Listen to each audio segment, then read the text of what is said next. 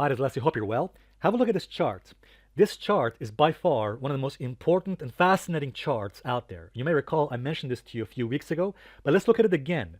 Because you see, there are some chartists who are now predicting that this particular chart you're seeing here, this 124-year chart of the stock market, is predicting a stock market crash, a major depression and bear market crash starting this year. Are they right? Let's have a look.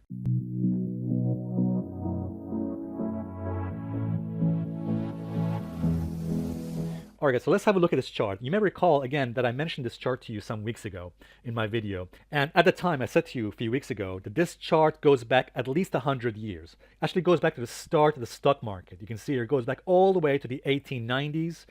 As you'll see down here, this goes all the way back to the 19th century, as a matter of fact, on the Dow. And here's the 1929 Wall Street crash. You can see here the famous crash of 1929 and the depression of the 1930s, which, by the way, drove the stock market down by 89%. So there are some chartists who are now saying, look, if we connect the highs of 1929 to the highs of 1990s, 1999 dot-com bubble top there, you can see that brings us to the trendline resistance. We're there right now. As a matter of fact, take a look. We're pretty much there. We hit this level yesterday. Let's zoom in. There we go. As you can see, we actually hit that trendline resistance. There we go. Yesterday on Monday. Absolutely fascinating. There it is. You can see it right there. In fact, if I switch the chart to a daily chart, you can see it much more clearly. There it is. You can see that yesterday on Monday, the Dow Jones, hit that level, that trend line, precisely at about 33,600 approximately there. So the big question is this. Let's go back to that 3-month time frame, okay, the long-term chart. So now that we've hit this level, this trend line resistance going back for 100 years, approximately there. So the question is, are we now going to start a major bear market crash? Because you see, in technical analysis, as I'm sure you're aware, usually when price hits an important resistance level, like a trend line resistance, that is a level from where you may see a rejection. In other words, now that the Dow has hit the top of that trend line resistance, is it possible, and indeed is it likely, that we could start a bear market crash similar to the one we had in the 1930s depression? Well, let's zoom in again. Let's zoom in on that chart. Just to be clear, what some chartists are saying, once we hit the trendline resistance, which we've now hit, by the way, we've now reached the level, they're saying that we could now start a multi-year bear market, okay, a bear market that forced the stock market down over the next several years down to potentially the 8,000 level or the 10,000 level on the Dow. Just to be clear, right now, we're close to 33,600. If the bear market starts, if the bear market's going to start this year, that could mean a major catastrophic crash over the next several years, all the way down to the 10,000 level, and yes, maybe even down to the 8,000 levels here, okay, on the stock market. And just to be clear, that would be a devastating bear market that could drive the market down by about 80% potentially. Now, I want to explain to you in this video why I think that this analysis is incorrect, why it's wrong. So I want to explain to you why I'm not expecting such a bear market crash starting this year. However, having said that, even though I'm going to show to you why I think they're wrong about this analysis, I will explain to you at the end of this video why I think they are right about one thing, at least two things. So make sure you watch the end of this video because I'll explain to you two things that I think they are right about, even though I disagree about the bear market scenario starting this year.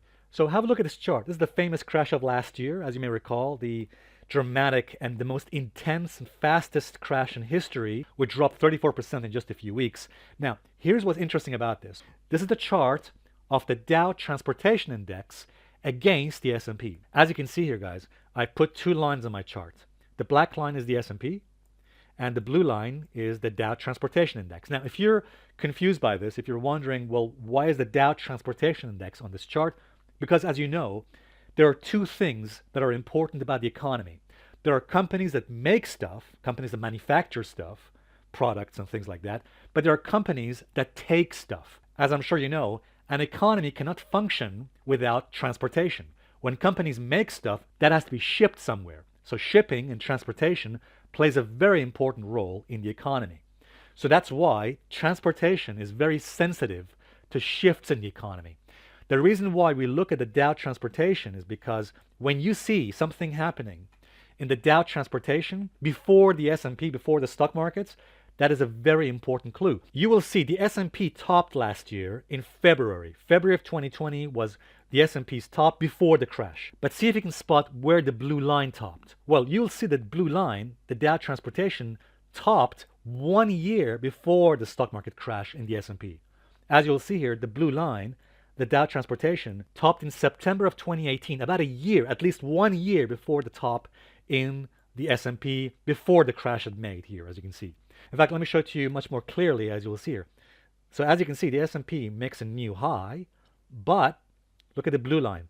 The Dow Transportation made a lower high. So while the S&P makes a new high in 2020, the Dow Transportation does not make a new high, actually makes a lower high.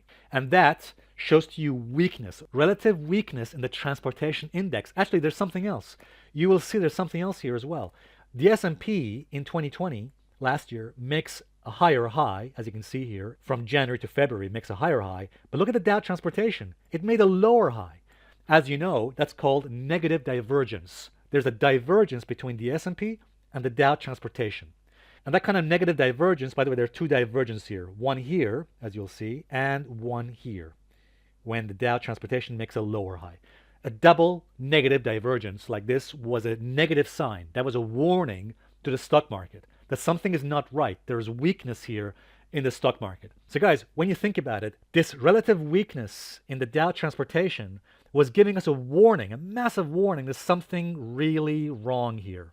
Something really wrong with the stock market's rally. And by the way, there's something else I want to mention here. Many people last year were complaining that they were saying, well, this crash in the S&P doesn't make sense because there's no ABC pattern here. I mean, I guess you could say this is an ABC like this, but the B wave was very short and kind of shallow here. Doesn't make sense. But have a look at this, guys. Have a look at this chart. And you will see why it makes total sense. You will see very clearly the long-term ABC wave in the Dow Transportation Index. Notice that when the Dow Transportation Index topped in 2018, it then made an ABC wave, which then bottomed, the C wave bottomed here, as you may recall, in March of last year. So even though the S&P chart itself was not giving us a standard ABC wave, like you see here, the Dow Transportation was showing us a massive multi-month ABC wave, as you'll see here. So again, this is why the Dow Transportation is a very important leading indicator. Now have a look at this over here.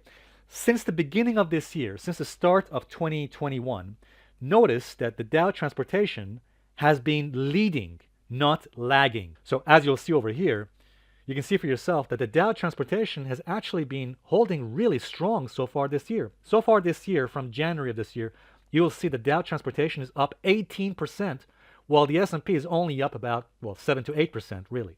So I want to ask you this question.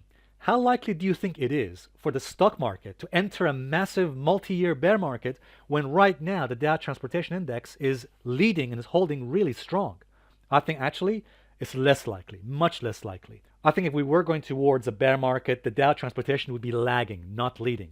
Let's go back to this chart again. This is the 124-year chart of the stock market. Here's the bottom line. So this is one of the major reasons why I disagree with the chartists out there who are saying, well, very likely we're going to start a bear market because we have now hit the top of this trend line, and therefore we're now going to go into a massive bear market, a massive depressionary 80% crash in the stock market. I think this is much less likely. However, I do agree with them about a couple of things. You see, guys, while I may disagree with these chartists out there who think that the market's going to crash and go into a bear market this year, so they're predicting, just to be clear, they're saying, well, look, the market is going to top here, and we're going to start a massive 80% crash, a bear market starting this year. That is my disagreement. I think they are right. A bear market will start probably in the next couple of years, just not this year. So just to be clear, while they're saying the bear market is going to start this year, we're going to see a top this year and then start to crash over the next few years, I disagree with this, and I think that the bear market is going to start in the next few years. So basically what I'm saying is that I still remain bullish for the next couple of years, okay, for the next year or so. However, it is possible that the market could see a correction of 8 to 10%. So yes, is it possible that because the Dow has now reached an important resistance level, because the Dow has reached this important and critical resistance trend line, is it possible we may see, let's say, an 8 to 10% correction? So is it possible we might see an 8 to 10% correction or drop in the next few weeks and months? Yes, absolutely. That is entirely possible and likely. So I do agree that because the market is now overbought, overstretched, and has hit an important resistance level, yes, it's entirely likely and possible that we may see, for example, a pullback, okay? An 8 to 10% pullback in the next few weeks and months. That is possible, and it's entirely likely. So basically what I'm saying is this: it's entirely possible and likely that we may see a pullback or correction, perhaps an 8 to 10% correction in the next few weeks or in the next few months. So for the short term and the medium term, yes, it is probable we may see a pullback or correction. However, for the long term, over the long haul, for the next 6 to 12 months, I still remain bullish. I still think we're going to see higher levels. And I don't expect to see a bear market until at least a couple of years from now. All right, guys, hope this video helps. Thanks very much, guys. Again, please remember, if you're not subscribed, please do subscribe today. And also, please hit the bell icon to make sure you're notified of our future video updates. Thanks a lot. Bye for now.